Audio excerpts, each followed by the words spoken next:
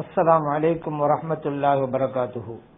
அன்பார்ந்த பெரியோர்களே, இளைஞர்களே, சகோதரர்களே, தாய்மார்களே, புனிதமிக்க பராத் இரவு ஷாபான் மாதத்தின் 15ஆம் நாள் இரவாகும். அந்த இரவுக்கு பராத்துடைய இரவுன்னு பேர் வர காரணம், அன்றைய இரவிலே நிறைய பேர்களுக்கு இறைவன் நரகத்திலிருந்து விடுதலை வழங்குகிறான். அரபு மொழியில பராத்துன்னு சொன்னா விடுதலைன்னு அர்த்தம். பராத்துடைய இரவுன்னு சொன்னா விடுதலை வழங்கும் இரவு. அல்லாஹு தஆலா நிறைய பேர்களுக்கு எந்த அளவுக்குன்னு சொன்னா நபிகள் நாயகம் ஸல்லல்லாஹு அலைஹி வஸல்லம் சொல்லி காட்டுறாங்க, அன்றைய இரவிலே கல்பு கூட்டத்தாரிடம் உள்ள ஆடுகளுடைய உரோமங்களின் எண்ணிக்கை அளவை விட அதிகமானவர்களுக்கு அல்லாஹு தஆலா மன்னிப்பு வழங்குகிறான், விடுதலை வழங்குகிறான் என்று நபிகள் நாயகம் ஸல்லல்லாஹு அலைஹி வஸல்லம் சொல்லி காட்டியிருக்கிறாங்க. இது இப்னு மாஜால பதிவு செய்யப்பட்டிருக்கு. இப்ப நிறைய பேர்களுக்கு விடுதலை கிடைக்கிறது அந்த இரவுல. அப்படிங்கறதுனாலதான் அந்த இரவுக்கு பராத்துடைய இரவு, விடுதலை வழங்குகின்ற இரவு அப்படின்னு பேர் வர காரணம். சில பேரு அப்படிலாம் ஒரு இரவே கிடையாதுங்க அப்படிம்பாங்க. அது என்ன, அதுக்கு ஒரு ஆதாரமா அந்த இரவு இருக்கு அப்படிங்கறது ஆதாரம் என்ன, ஹதீஸ்ல இருக்குது அப்படிங்கறது தான். நபிகள் நாயகம் ஸல்லல்லாஹு அலைஹி வஸல்லம் அவர்கள் அந்த இரவுடைய சிறப்புகளை பற்றி நிறைய பேசி இருக்கிறாங்க. அதை நான் உங்களுக்கு சொல்லி காட்டுறேன். ஆனா இல்ல, இந்த இரவே இல்ல அப்படிங்கிறதுக்கு ஷபே பராத் தானே சொல்றாங்க. ஷபே அப்படிங்கிறது கூட அரபி மொழி கிடையாதுல. இதுல இருந்து நீங்க புரிஞ்சு கொள்ளலாம். அப்ப இது மார்க்கத்தில் இல்லாத ஒன்று, இதுவும் ஆதாரம். அப்படின்னு சொன்னா ஹஜ்ஜு பெருநாள் ஒன்று இருக்குதா இல்லையா? ஆமா. அதுக்கு பக்ரீத் தானே சொல்றாங்க. என்ன பக்ரீத்ங்கிறது அரபி வார்த்தையா? அப்ப இது பக்ரீத்னு தான் சொல்றாங்க ஹஜ்ஜு பெருநாளைக்கு. அது அரபி வார்த்தை அல்ல. அதனால ஹஜ்ஜு பெருநாளை கிடையாதுன்னு சொல்லுவாங்கல்ல இந்த வஹாபிகள். எவ்வளவு பெரிய அறியாமை வெளிப்படுத்துகிறார்கள் பாருங்கள். அதனால மக்கள் விளங்குவதற்காக வேண்டி ஒரு வார்த்தையை வேறு மொழியில சொல்வது இயற்கை. ஹஜ்ஜு பெருநாளைக்கு பக்ரீத்னு சொல்ற மாதிரி இந்த பராத்துக்கு ஷபே பராத்துங்கிற வார்த்தையை சொல்றாங்க. அதுக்காக வேண்டி வேறு மொழிகளுடைய வார்த்தையெல்லாம் வந்திருக்கிறது. ஆகவே இது மார்க்கத்திலே இல்லைன்னு சொல்ல முடியுமா? நபிகள் நாயகம் ஸல்லல்லாஹு அலைஹி வஸல்லம் அவர்கள் இந்த இரவுடைய சிறப்பை பற்றி பல்வேறு ஹதீஸ்ல சொல்லி காட்டியிருக்கிறாங்க. நபிகள் நாயகம் ஸல்லல்லாஹு அலைஹி வஸல்லம் சொன்னாங்க, இந்த ஷாபான் மாதத்துல 15ஆம் நாளுடைய இரவு வந்து விட்டால் நீங்கள் இரவிலே நின்று வணங்குங்க, பகல்ல நோன்பு வைங்க. காரணம், அல்லாஹு தஆலா சூரியன் மறைந்த உடனே, அந்த இரவிலே சூரியன் மறைந்த உடனே, அதாவது மக்ரிப் நேரத்துல முதல் வானத்திற்கு இறங்கி வருகிறான். இறைவன் கேட்கிறான், என்ன நான் பாவ மன்னிப்பு தேடுபவர் யார்? நான் பாவ மன்னிக்க தயாராக இருக்கிறேன். என்னட்ட ரிஸ்கை தேடுபவர் யார்? நான் ரிஸ்க வாரி வழங்க தயாராக இருக்கிறேன். சோதனைக்கு உள்ளாக்கப்பட்டவர் யார்? அவருடைய சோதனையை அகற்றி அவருக்கு நல்சுகம் வழங்க நான் தயாராக இருக்கிறேன் என்று இறைவன் அடியார்களை பார்த்து கேட்டுக்கொண்டே இருப்பான் ஃபஜ்ருடைய நேரம் வருகின்ற வரைக்கும் என்றார்கள் நபிகள் நாயகம் ஸல்லல்லாஹு அலைஹி வஸல்லம் அவர்கள். இப்னு மாஜாவிலே பதிவு செய்யப்பட்ட ஹதீஸ். ஆயிஷா சித்திகா ரலியல்லாஹு அன்ஹா சொல்றாங்க, நபிகள் நாயகம் ஸல்லல்லாஹு அலைஹி வஸல்லம் ஒரு நாள் என்னுடைய படுக்கையிலே திடீரென்று காணோம். அவங்களை தேடி நான் வீட்டை விட்டு புறப்பட்டு போனேன். ஜன்னத்துல் பக்கைங்கிற கபூர்ஸ்தான்ல ஸல்லல்லாஹு இருந்துகிட்டு இருந்தாங்க. அவங்க தங்களுடைய கைகளை வானத்தின் பக்கம் உயர்த்தி பிரார்த்தனை பண்ணிக்கிட்டு இருந்தாங்க. என்ன பார்த்தவன கேட்டாங்க, ஆயிஷாவே, இறைவனும் இறைத்தூதர் ஸல்லல்லாஹு அலைஹி வஸல்லம் அவர்களும் உனக்கு அநீதம் இழைத்து விடுவார்கள் என்று அஞ்சனாயா என்று கேட்டாங்க. அப்படியெல்லாம் இல்லை யார சொல்லலாம், உங்கள் துணைவியருடைய வீட்டுக்கு நீங்க போயிருப்பீங்களோ என்று நினைச்சேன், அதான் நான் புறப்பட்டு தேடி வந்தேன் அப்படின்னு நான் சொன்னேன். இப்ப நபிகள் நாயகம் ஸல்லல்லாஹு அலைஹி வஸல்லம் சொன்னாங்க, ஆயிஷாவே, இந்த ஷாபான் மாதத்தினுடைய 15ஆம் நாளுடைய இரவு இருக்கிறது அல்லவா, அந்த அன்னைக்கு அல்லாஹு தஆலா முதல் வானத்திற்கு இறங்கி வருகிறான். கல்பு கூட்டத்தாரிடம் உள்ள ஆடுகளுடைய ரோமங்களின் எண்ணிக்கை அளவை விட அதிகமானவர்களை மன்னிக்கிறான் என்றார்கள் நபிகள் நாயகம் ஸல்லல்லாஹு அலைஹி வஸல்லம் அவர்கள். இந்த ஹதீஸ் திர்மிதில பதிவு செய்யப்பட்டிருக்கு, இப்னு மாஜால பதிவு செய்யப்பட்டிருக்கு, அஹ்மதுல பதிவு செய்யப்பட்டிருக்கு, இப்னு அபி ஷைபாலும் பதிவு செய்யப்பட்டிருக்கு. இவ்வளவு ஹதீஸ் கிதாபுல பராத் இரவுன்னு ஒண்ணு இருக்குது. அந்த இறப்புக்கு தனி சிறப்பு இருக்கிறது. நின்று வணங்கணும், பகல்ல நோன்பு வைக்கணும் என்றெல்லாம் இருக்கின்ற போது அப்படிப்பட்ட ஒரு இரவே இல்லை என்று சொல்வதற்கு எப்படி இவர்களுக்கு மனம் வந்தது? காரணம், வணக்க வழிபாடுகளிலிருந்து மக்களை தடுக்க வேண்டும் என்கின்ற எண்ணம் இருக்கிறதுனால இந்த இரவே கிடையாது அப்படின்னு சொல்லி புனிதமான இரவுல வணக்கங்கள் செய்வதை விட்டும் தடுக்க பார்க்கிறார்கள். அதற்கு இளைஞர்கள் இடம் அளித்து விடக்கூடாது. நம்ம படைக்கப்பட்டதே எதுக்குங்க? அல்லாஹ்வை வணங்குறதுக்கு தானங்க. இதுக்கு போய் ஒரு ஆதாரமா? அல்லாஹ் குர்ஆன் சொல்லிட்டான வமா ஹலக்துல் ஜின்ன வல் இன்ஸ இல்லா லியஅபுதூன், மனித இனத்தையும் ஜின் இனத்தையும் என்னை வணங்குவதற்குத்தான் படைத்தேன்ட்டான். அந்த அன்னைக்கு நம்ம என்ன செய்யறோம்? அல்லாஹ்வை தானே வணங்குறோம். அல்லாஹ்வுடைய பள்ளிவாசல்ல போய் வணங்குறோம், தொழுகிறோம், திக்ர் செய்யறோம், ஸலவாத் ஓதுறோம், குர்ஆன் ஓதுறோம், குர்ஆன் ஹதீஸ் சம்பந்தப்பட்ட பயான் நடத்துறோம். எல்லாம் மார்க்கத்தில் இருக்கக்கூடியது. வணக்கம் செய்ய மனிதன் படைக்கப்பட்டான். அப்படி இருக்கும் பொழுது என்ன ஆதாரம்? போய் தூங்க அப்படின்னு சொன்னாக்க அந்த அன்னைக்கு அரட்டை அடிச்சிட்டு இருக்கலாமா? பராத்திர அன்னைக்கு நல்லடியார்கள், சுன்ன ஜமாத் இஸ்லாம் நல்லடியார்கள் என்ன செய்யறாங்க? வணக்கம் செஞ்சுட்டு இருக்கிறாங்க.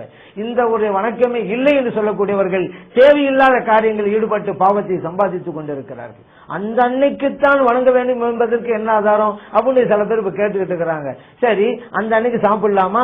சாப்பிடலாம். அந்த அன்னைக்கு சாப்பிடலாங்கிறது என்ன ஆதாரம்? அந்த அன்னைக்கு எழுதலாங்கிறது என்ன ஆதாரம்? அந்த அன்னைக்கு பேசலாங்கிறது என்ன ஆதாரம்? அந்த அன்னைக்கு தூங்கலாங்கிறது என்ன ஆதாரம்? அப்ப யாரும் எதுவும் செய்ய முடியாத? நல்வணக்கம் செய்வது எல்லா நாளிலும் கூடும். அந்த நாளிலும் அதிகம் நாம செய்யறோம். அதுக்காக மற்ற நாள்கள்லாம் வணக்கம் செய்யக்கூடாது, அந்த நாள் தான் செய்யணும்னு சொன்னோமா?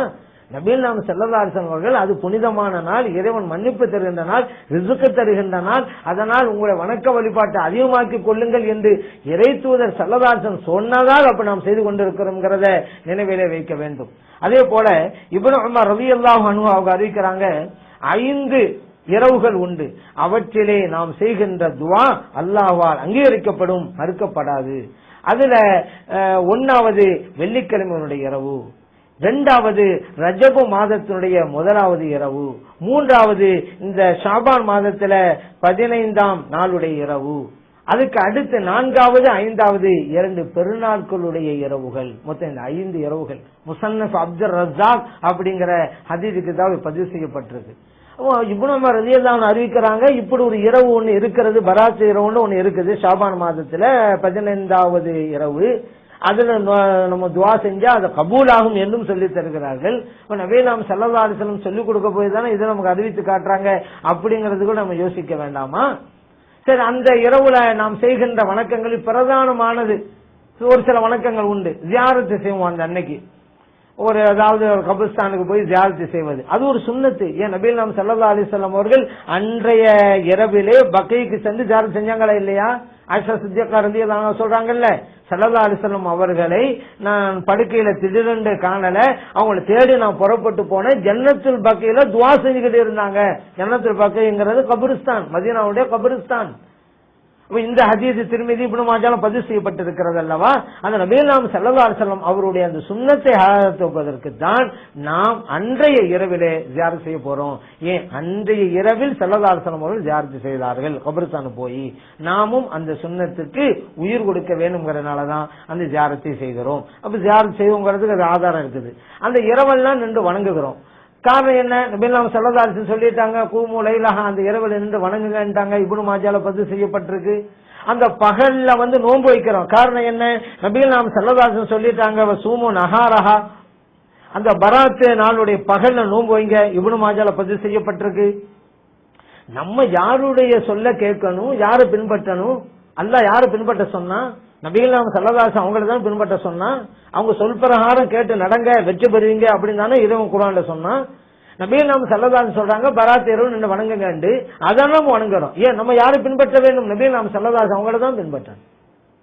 நபிகள் நாயகம் ஸல்லல்லாஹு அலைஹி வஸல்லம் நோன்பு வைங்க பகல்ல பராத் அன்னைக்கு, நம்ம பாட்டு நோன்பு வைக்கிறோம். அவங்களை பின்பற்றினாதான் நம்ம மறுமையிலே வெற்றி கிடைக்கும், சொர்க்கத்துக்கு போவோம். இதுக்கு மாற்றமாக நபிகள் நாயகம் ஸல்லல்லாஹு அலைஹி வஸல்லம் அவர்களுடைய சொல்லுக்கு மாற்றமாக எந்த கருத்தை யார் சொன்னாலும் தூக்கி போட்டுறாங்கிட்டு. ஏன் அவங்களை பின்பற்ற அல்லாஹ் சொல்லல, அவங்களை பின்பற்றினா வெற்றி கிடைக்கும் என்று இறைவன் குர்ஆன்ல சொல்லி தரல. இப்படி சொல்பவருடைய நிலையே நாளை மறுமையில என்னங்கிறது அவங்களுக்கே தெரியாது. அப்படிப்பட்டவங்க சொல்ற நம்ம கேட்கலாமா? கேட்க கூடாது. நமக்கு உயிர் நபிகள் நாயகம் ஸல்லல்லாஹு அலைஹி வஸல்லம் அவர்கள் தான். நம்ம மார்க்கத்தை அறிவித்து தரக்கூடியவர்கள் அவர்கள் தான். அவர்கள் என்ன சொல்லுகிறார் அதை பாருங்க. ஸல்லல்லாஹு அலைஹி வஸல்லம் தெளிவா சொல்றாங்க, அந்த பராத்துடைய இரவில் இந்த வணங்குங்க, பகல்ல நோன்பு வைங்க. இப்னு மாஜாவுல இருக்குது. அதனாலதான் நாம் அந்த காரியத்தை செய்கிறோம் அப்படிங்கறத நினைவில வைக்க வேண்டும். அடுத்து இன்னொரு வணக்கத்தையும் நாம் அன்றைக்கு செய்வோம். என்ன? யாசீன் சூரா ஓதுவோம். அது 3 தடவைகள் யாசீனை ஓதி இறைவன்ட்ட துஆ கேட்போம். இந்த யாசீனை கூட பெரும்பாலான பள்ளி வாசல்கள்ல மக்ரிப் தொழுதவுடன் தான் நம்ம ஓதுறோம். காரணம் என்னன்னு கேட்டா, அல்லாஹ் தஆலா சொல்லிட்டான்ல, இன்றைய தினம் பாவ மன்னிப்பு தேடுபவர் யார்? அவரை நான் மன்னிக்க தயாராக இருக்கிறேன். அவருடைய தேவைகளை கேட்பவர் யார்? நான் கொடுக்க தயாரா இருக்கிறேன் என்று இறைவன் சொல்லிக்கிட்டே இருக்கிறான்ல. மக்ரிப் நேரத்தில இருந்து தான் சொல்ல ஆரம்பிக்கிறான். அதனாலதான் மக்ரிப் தொழுத உடனே கேட்கறதுக்காக நம்ம உட்கார்ந்துறோம். பாத்தீங்களா?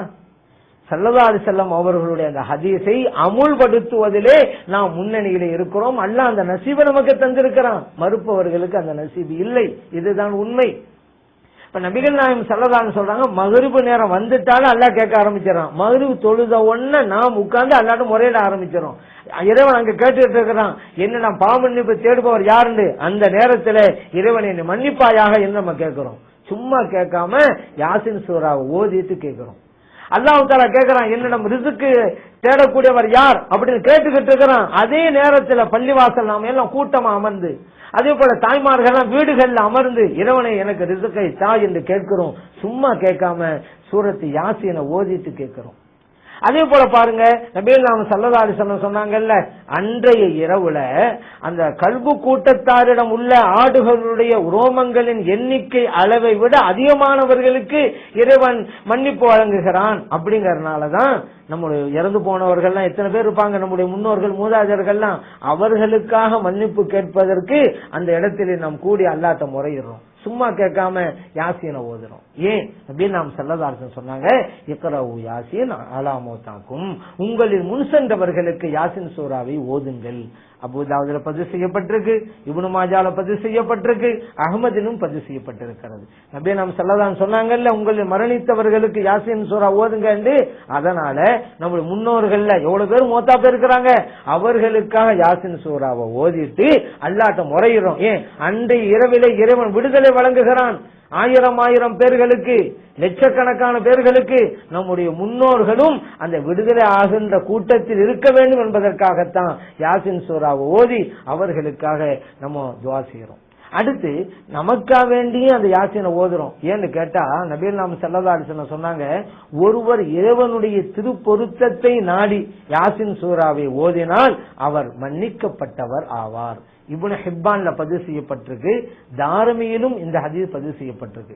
அப்ப நம்ம அல்லாஹ்ட்ட பாவமன்னிப்பு தேடுறோம். ஏன் அல்லாஹ் அந்த அண்ணே கேட்கறான்ல, என்ன நான் பாவமன்னிப்பு தேடுபவர் யார், மன்னிக்க தயாரா இருக்கிறேன். நம்ம எல்லாம் உட்கார்ந்து வீடுகளிலும் பள்ளிவாசலும் உட்கார்ந்து அல்லாஹ்ட்ட பாவமன்னிப்பு தேடுறோம்.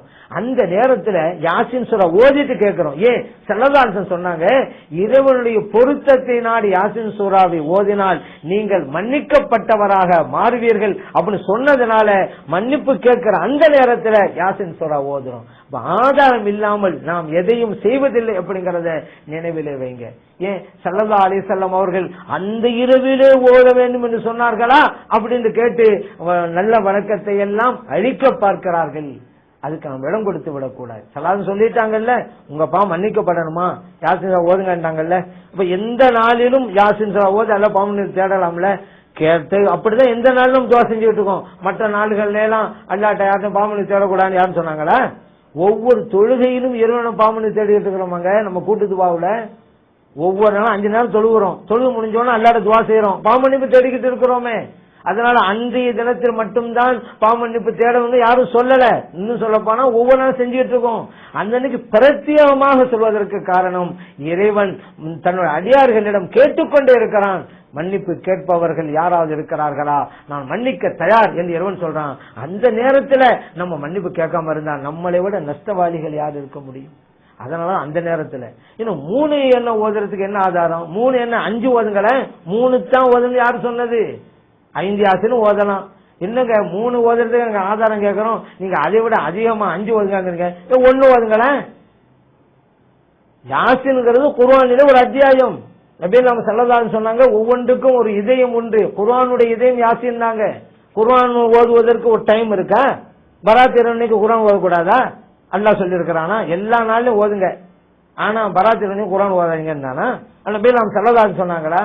எந்த நாளிலும் ஓதலாம்ல, அந்த நாள்ல ஓதுறோம், பராத் அன்னைக்கு ஓதுறோம். மற்ற நாள்கள்ல நம்ம ஓதாம இருந்து அந்த ஒரு நாள் மட்டும் ஓதினால் இவங்க கேட்கற நியாயம் இருக்கு. எங்க மற்ற நாள்ல இங்க ஓதலையில, யாசின் ஓதலையில, ஏன் இந்த மட்டும் ஓதுவீங்க அப்படின்னு கேட்கறதுல நியாயம் இருக்குது. நம்ம தான் ஒவ்வொரு நாள் ஓதுறோமே. எத்தனை வீடுகள்ல நம்ம யாசின் ஓதிக்கிட்டு தான் இருக்கிறோம், பள்ளி வாசல்கள்ல எல்லாம் வெள்ளிக்கிழமை எல்லாம் ஓதிக்கிட்டு தான் இருக்கிறோம். ஒவ்வொரு நாள் நடைபெறுகிற காரியம் தான் அந்த அன்னைக்கு செய்யறோம். அந்த அன்னைக்கு செய்யக்கூடாது என்று சொல்வதற்கு யாருக்கு அதிகாரம் இருக்கிறது? எந்த நாளிலும் குர்ஆனை ஓதலாம் என்று இறைவனும் இறைத்தூதர் ஸல்லல்லாஹு அலைஹி வஸல்லம் சொல்லியிருக்கும் பொழுது பராத் அன்னைக்கு யாசின் ஓதாத என்று சொல்லிய அதிகாரம் யாருக்கு உண்டு? இறைவன் குர்ஆன்ல சொல்லி காட்டானே, யா அய்யுஹல்லதீன ஆமனூ லா துஹர்ரிமு த்வையிபாத்தி மா ஹல்லல்லாஹு லக்கும். இறை நம்பிக்கையாளர்களே, இறைவன் உங்களுக்கு ஆகுமாக்கியதை நீங்கள் ஹராமாக்காதீர்கள். அல்லாஹ் தஆலா நமக்கு ஹலால் ஆக்கினதை ஹராம் ஆக்கலாமா? அல்லாஹ்வும் அல்லாஹ்வுடைய ரசூல் ஸல்லல்லாஹு அலைஹி வஸல்லம் தடை செய்யாத ஒன்றை தடை செய்யலாமா? இப்படிப்பட்ட அதிகாரத்தை தான் வஹாபிகள் கையில் எடுத்திருக்கிறார்கள். இது அல்லாஹ்வுக்கும் அல்லாஹ்வுடைய ரசூல் ஸல்லல்லாஹு அலைஹி வஸல்லம் அவர்களுக்கும் கோபத்தை உண்டு பண்ணும். அல்லாஹ்வுடைய அதிகாரத்தை வேற யாரும் எடுக்க கூடாது. ஷரியத்தை உண்டு பண்ணுகின்ற அதிகாரத்தை அல்லாஹ் தஆலா தன்னுடைய ரசூல் ஸல்லல்லாஹு அலைஹி வஸல்லம் அவங்களுக்கு மட்டும்தான் கொடுத்திருக்கிறான். அப்படி இருக்கும் பொழுது மார்க்கத்திலே ஆகுமான ஒன்றை கூடாது என்று இந்த வஹாபிகள் சொல்வதற்கு என்ன தகுதியும் என்ன அதிகாரம் அவர்களுக்கு இருக்கிறது? இது இறைவனிடம் பதில் சொல்லி ஆக வேண்டும். குர்ஆனை ஓதுவதில் யாரும் தடுக்கலாமா? அப்படி தடுக்கக்கூடியவர் யார்? யோசிச்சு பாருங்க. அல்லாஹ்வுடைய வேதத்தை ஓதுறாங்க, யாசின்ங்கிறது அல்லாஹ்வுடைய வேதம், அதை ஓதுறாங்க, அதை தடுக்கிறார்கள் என்றால் தடுப்பவர்கள் யார் அப்படிங்கறதையும் நாம் அறிந்து கொள்ள வேண்டும். அதனால யாசீனை ஓதுறது காரணம் வசீலாங்க, சும்மா கேட்க கூடாது. நம்ம கொடுத்தா வச்சிருக்கிறோம். அல்லாஹ் கூட குர்ஆன்ல என்ன சொல்றான்? சும்மா என்னோட கேளுங்கங்கல, யா அய்யுஹல்லதீன ஆமனு ஸ்தஈனு பிஸ்ஸப்ரி வஸ்ஸலா. இதே நம்பிக்கையாளர்களே, தொழுகையை கொண்டும் பொறுமையை கொண்டும் என்னிடம் உதவி தேடுங்கள். தொழுகை அப்படிங்கிற வணக்கம், வணக்கத்தை வச்சு அல்லாஹ்ட்ட கேட்கறது, அது இந்த நேரம் தொழுங்கிறது வசீலா. இறைவனிடம் கேட்பதற்கு முன்னாலே ஏதாவது ஒரு வணக்கத்தை செய்ய வேண்டும். தொழுதும் இறைவனை கேட்கலாம், நோன்பு வைத்தும் அல்லாஹ்ட்ட கேட்கலாம், தர்மம் செஞ்சுட்டு அல்லாஹ்ட்ட கேட்கலாம், குர்ஆனை ஓதிட்டு அல்லாஹ்ட்ட கேட்கலாம். ஏன் குர்ஆன் ஓதுவது ஒரு வணக்கம். இதுல என்ன ஒரு ஆச்சரியமா இருக்குன்னு சொன்னா, நல்வணக்கம் எல்லாம் வசீலா அப்படின்னு சொல்லுகின்ற வஹாபிகள் தான் குர்ஆன் ஓதுறதையும் யாசீன் ஓதுறதையும் ஃபாத்திஹா ஓதுறதையும் தடுத்துக்கிட்டு இருக்கிறாங்க. நல்லடியார்கள் வசீலா இல்லைன்னு மறுக்கிறாங்க. நல்லடியார்கள் வசீலா என்பதுதான் ஹதீஸ்களும் குர்ஆன் வசனங்களும் அறிவிக்கின்றன. அது ஒரு விஷயம். சரி, நல்வணக்கம் வசீலாங்கிறத ஒப்புக்கொள்ளதானே செய்யறாங்க இந்த வஹாபிகள் எல்லாம். இப்போ குர்ஆனுடைய ஒரு பகுதி தானே யாசீன், யாசீன் ஓதுறது ஒரு வணக்கம் தானே, வணக்கத்தை செஞ்சுதான் அல்லாஹ்ட்ட கேட்கிறோம். நல்வணக்கம் வசீலான்னு ஒப்புக்கொண்டாக்கா யாசீன் ஓதிட்டு அல்லாஹ்ட்ட துஆ செய்யறத ஏற்றுக்கொள்ளணுமா இல்லையா? நம்முடைய முன்னோர்கள் எல்லாம் இந்த ஃபாத்திஹாங்கிற அமைப்பு எப்படி கொண்டு வந்தாங்க அப்படின்னு கேட்டா, எல்லாம் சபையில் இருப்பாங்க, அல்லாஹ்ட்ட துஆ செய்வாங்க. சும்மா கேட்காம ஒரு வணக்கத்தை செஞ்சுட்டு இறைவன்ட்ட கேட்கணும். கூடி இருப்பவர்களை பார்த்து ஒரு வணக்கத்தை செய்யணும். எல்லோரும் எழுந்து தொழுங்கன்னா இட வசதி இருக்கலாம், ஒது செய்வது தண்ணி வசதி இருக்கலாம், இல்லாமல் இருக்கலாம். அதனாலதான் என்ன செஞ்சாங்க, எல்லோரும் செய்கின்ற ஒரு வணக்கம் குர்ஆனுடைய ஓதுவதுதான். அதுவும் ஃபாத்திஹா சூரா ஓதுவதுதான். ஏன்னா குர்ஆன்ல மற்ற சூறாக்கள்லாம் எல்லாருக்கும் மனப்பாடம் சொல்ல முடியாது. ஃபாத்திஹா சூறாங்கிறது எல்லாருக்கும் மனப்பாடம். இப்ப எல்லாம் தர்மம் செஞ்சுட்டு வாங்க, நம்ம எல்லாம் அல்லாஹ்ட்ட துஆ கேட்கலாம். சில பேர்ட்ட காசு இருக்கும், சில பேர்ட்ட காசு இருக்காது. இல்ல எல்லாம் நோன்பு வச்சுக்காங்க, இனிமே போய் நோன்பு வைக்க முடியுமா? அதனால இறைவன்ட்ட கேட்கணும், ஒரு வணக்கத்தை செஞ்சுட்டு கேட்கணும். எல்லோரும் செய்ய முடிகின்ற ஒரு வணக்கம் என்ன, குர்ஆனை ஓதுவது. அந்த குர்ஆனில் ஃபாத்திஹா சூரா தான் எல்லாருக்கும் தெரியும். அதனாலதான் எல்லாம் இக்ரவு ஃபாத்திஹா, நீங்க ஃபாத்திஹா சூரா ஓதுங்க அப்படின்னு ஓத வச்சு அல்லாஹ்ட்ட கேட்கணும். இறைவன் நமக்கு தர்றான், இது ஒரு வசீலா. அதே போலதான் யாசின் சூராவை ஓதிட்டு அல்லாஹ்ட்ட கேட்கிறோம், அது ஒரு வசீலா. அன்னைக்கு யாசின் சூரா ஓத காரணம் நம்முடைய பாவம் மன்னிக்கப்பட வேண்டும். நீங்க யாசின் சூரா ஓதுனா உங்க பாவம் மன்னிக்கப்படும் சொல்லதான் சொல்லி இருக்கிறாங்க. தாரமி இப்படி பல பதிவு செய்யப்பட்டிருக்கு. நம்முடைய முன்னோர்கள் விடுதலை ஆக வேண்டும். ஏன் அந்த அன்னைக்கு நிறைய பேர்கள் விடுதலை ஆகிறார்கள் நேரத்திலிருந்து சொல்லதான் சொல்லி இருக்கிறாங்க. அந்த ஸல்லல்லாஹு அவர்கள் தான் முன்னோர்களுக்கு யாசின் சூரா ஓதுங்கன்னு இருக்கிறாங்க. அதனாலதான் யாசின் சூராவை ஓதி அல்லாஹ்விடம் கேட்கிறோம்ங்கிறதை அறிந்து கொள்ள வேண்டும். இன்னொன்று, இறைவன் முதல் வானத்திற்கு இறங்கி வந்து கேட்கிறான் ஹதீஸ்ல இருக்குதுல, இதற்கு எப்படி நாம் புரிய வேண்டுமோ அப்படி புரிய வேண்டும். நம்முடைய அடிப்படை கொள்கைக்கு எந்த முரணும் ஆபத்தும் ஏற்பட்டு விடக்கூடாது. ஏன்னா இறைவன் ஒரு குறிப்பிட்ட இடத்துல உட்கார்ந்துட்டு இருக்கிறது இல்ல, அப்பதான் இந்த இடத்துல இருந்தா இன்னொரு போனாண்டாலும் வரும். இறைவன் காலத்திற்கும் இடத்திற்கும் அப்பாற்பட்டவன். அதனால முதல் வானத்திற்கு வருகை தருகிறான் என்றால் இறைவனுடைய அருளும் அவனுடைய ஆசையும் உங்களை நெருங்கி வருகிறது அப்படிங்கறத தான் இலக்கிய நயத்தோடு நபி நாம் ஸல்லல்லாஹு அலைஹி வஸல்லம் இப்படி சொல்லி காட்டுகிறார்கள். ஏன்னா இறைவனுக்கு ஒரு குறிப்பிட்ட இடங்கிறதே கிடையாது. அப்படி குறிப்பிட்ட இடத்தை கொடுத்து இறைவன் நம்மள மாதிரி ஆயிடுவான். லைஸ கமிஸ்லிஹி ஷைஉன், இறைவனை போல வேறு எதுவுமே கிடையாது என்று குர்ஆன் சொல்லி காட்டுகிறது. அதனால இறைவனுக்கு ஒரு குறிப்பிட்ட இடம் இல்லை. முதல் வானத்திற்கு வருகிறான் என்றால் அவனுடைய அருள் நம்மை நெருங்கி வருகிறது என்பதைத்தான் நபி நாம் ஸல்லல்லாஹு அலைஹி வஸல்லம் அவர்கள் இவ்வாறு சொல்லி காட்டினார்கள் அப்படிங்கிறதையும் நாம் புரிந்து கொள்ள வேண்டும். இன்னொரு விஷயம், அந்த புனிதமிக்க பராத் இரவுல அல்லாஹ்விடமிருந்து மன்னிப்பு கிடைக்கிறது, ஆனால் இருவருக்கு கிடைக்காது என்று நபிகள் நாயகம் ஸல்லல்லாஹு அலைஹி வஸல்லம் சொல்லி தர்றாங்க. அது இருவர் யார்? இந்த ஹதீஸும் இப்னு மாஜாவிலும் பதிவு செய்யப்பட்டிருக்கிறது. ஒருவர் இணை வைக்கக்கூடியவர், இன்னொருவர் தனது சகோதரர்களிடம் விரோதம் கொள்பவர் என்று சொன்னாங்க. இங்க இணை வைக்கக்கூடியவர்கள் அப்படிங்கிறது பல தெய்வ கொள்கை கோட்பாடு உள்ளவர்களும் உள்ளடங்கி விடுகிறார்கள். அதுவும் இறைவனுக்கு இணை வைத்தல் தான். இறைவன் ஒருவனை வணங்க வேண்டும், இறைவனை தவிர வேறு யாரையும் வணங்கக்கூடாது என்பது ஒன்று. இன்னொன்னு, இறைவனுக்கு உருவம் உண்டு என்று சொன்னாலும் இந்த இணை வைத்தல் அவர்களும் கட்டுப்பட்டு விடுவார்கள். ஏன்னா இறைவனுக்கு உருவம்ங்கிறதெல்லாம் கிடையாது, இறைவன் அதற்கெல்லாம் அப்பாற்பட்டவன். நமக்கு உருவம் உண்டு. ஏன்னா சில பேர் சொல்றாங்க இறைவனுக்கு கண்கள் உண்டு அவ என்ற கொள்கையில் உள்ளவர்கள். இன்னும் சொல்ல போனா குர்ஆன் ஹதீஸ்னு சொல்லிக்கிட்டே இந்த நச்சுக்கருத்தை பரப்ப நினைக்கிறார்கள். எவ்வளவு பெரிய ஆபத்து பாருங்க. அன்றைக்கு மக்காவில் இருக்கக்கூடிய முஷ்ரிக்கீன்கள் கூட சிலை வணக்க வழிபாட்டிலே இருந்தார்கள். ஆனா என்ன சொல்லிக்கிட்டாங்க, நாங்க இப்ராஹிம் அலைஹிஸ்ஸலாம் மார்க்கத்துல தான் இருக்கிறோம்னு சொல்லிக்கிட்டாங்க. இப்ராஹிம் அலைஹிஸ்ஸலாம் வந்து உருவ வழிபாட்டை கொண்டு வந்தாங்க. கிடையாது, உருவமற்ற இறைவன் வணங்குன்னு சொன்னாங்க. நான் இப்ராஹிம் அலைஹிஸ்ஸலாம் மார்க்கத்தில் இருக்கிறேன்னு சொல்லிட்டு இப்ராஹிம் அலைஹிஸ்ஸலாம் சொல்லாத உருவ வழிபாட்டை வச்சிருந்தாங்கல்ல மக்கத்து காபிர்கள், அந்த மாதிரிதான் இன்னைக்கு ஒரு கூட்டத்தினர்கள் நாங்க குர்ஆன் ஹதீஸை பின்பற்றோம் சொல்லிக்கிட்டு குர்ஆனுக்கும் ஹதீஸுக்கும் சம்பந்தம் இல்லாத, குர்ஆனுக்கும் ஹதீஸுக்கும் முரணான உருவ வழிபாட்டை கொண்டு வர நினைக்கிறார்கள். இறைவனுக்கு உருவம் இருக்கு, கண் இருக்கு, காது இருக்குன்னு சொல்லி இதுவும் இணை வைத்தல் தான். இந்த கொள்கையை கொண்டவர்களுக்கும் அந்த பராத் இரவிலே மன்னிப்பு கிடைக்காது என்பதை நாம் புரிந்து கொள்ள வேண்டும். அடுத்து பகைமை பாராட்டுவது, விரோதம் கொள்வது, இதுவும் நம்முடைய சகோதரருக்கு மத்தியிலே செய்யக்கூடாது. அப்படி செய்யக்கூடியவர்கள் விட்டுவிட வேண்டும். இல்லையானால் பராத் இரவிலே இப்படிப்பட்டவர்களுக்கும் மன்னிப்பு கிடைக்காதுங்கிற நபிகள் நாயகம் ஸல்லல்லாஹு அலைஹி வஸல்லம் அவருடைய எச்சரிக்கையை நாம் நினைவு கூர்ந்தே ஆக வேண்டும் அப்படிங்கறதையும் புரிந்து கொள்ள வேண்டும். ஆகவே இந்த பராத் இரவுல மக்ரிப் தொழுத உடனே 3 யாசீன் ஓத வேண்டும். ஒவ்வொரு யாசீனுக்கும் ரிஸ்க் கேட்டும், பாவமன்னிப்பு கேட்டும், கஷ்டங்கள் தீரவும் அல்லாஹ்விடத்தில் நாம் முறையிட வேண்டும். அன்றைய தினம் ஏதோ ஒரு கபர்ஸ்தானுக்கு சென்று ஜியாரத் செய்ய வேண்டும். அந்த பகலிலே, அடுத்த நாள் பகலிலே நாம் நோன்பும் வைக்க வேண்டும். இந்த நல்வணக்கங்கள் செய்து இறைவனுடைய அருளை பெறுகின்ற நன்மக்களாக எல்லாம் வல்ல இறைவன் நம்மை ஆக்கியருள்வானாக. ஆமீன். வல்ஹம்துலில்லாஹி ரப்பில் ஆலமீன்.